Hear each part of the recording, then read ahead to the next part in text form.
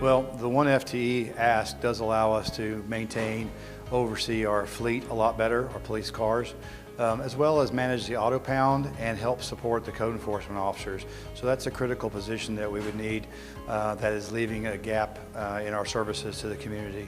The +3 overhire really gives us the opportunity to smooth out our filling of positions vacated positions within the police department. So when we have vacated positions, essentially it takes about 12 months to fill that position. When you hire a new person, you put them through the academy and through training. And so having the +3 overhire allows us to pre-hire people for anticipated vacancies and allow us to fill those vacancies a lot quicker with people already in the training process.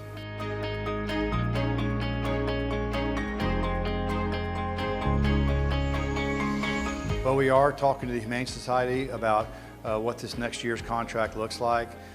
We also are looking at what animal services and sheltering looks like with the Humane Society. So we should have some resolution shortly going forward into this next fiscal year, hopefully for a long-term contract in collaboration with the Humane Society.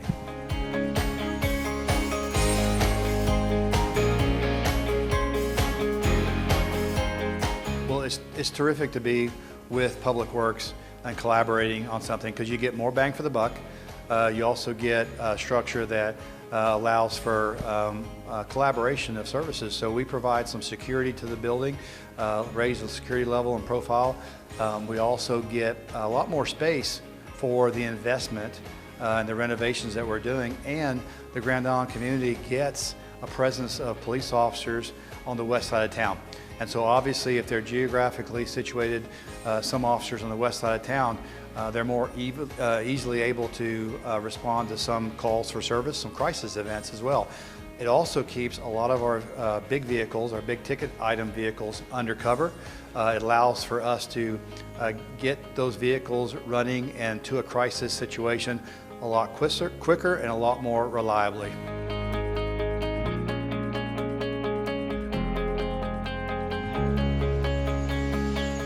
The police vehicles that we're asking for allow us in the long term to smooth out the mileage and the running of our vehicles. So running your vehicles into the ground year after year, I don't think is a valuable use of our resources. Adding a few more vehicles to our fleet allows us not to what we call hot seat vehicles, but use them one shift after the other. It allows us to put at least a 12-hour gap between that vehicle being used by one officer and then used by another officer. It also allows us to have our vehicles last longer in the fleet, and when they get moved to a secondary position, they're in better shape.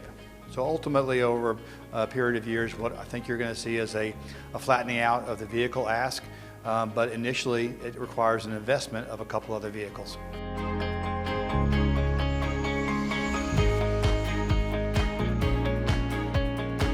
There's not much way around asking for the radios that we need, because if you don't get the rest of the radios that we're trying to procure, then we're going to have officers and vehicles that aren't going to be able to talk not only to each other, but not to NSP, not to the Hall County Sheriff's Department, not to Grand Island Communications.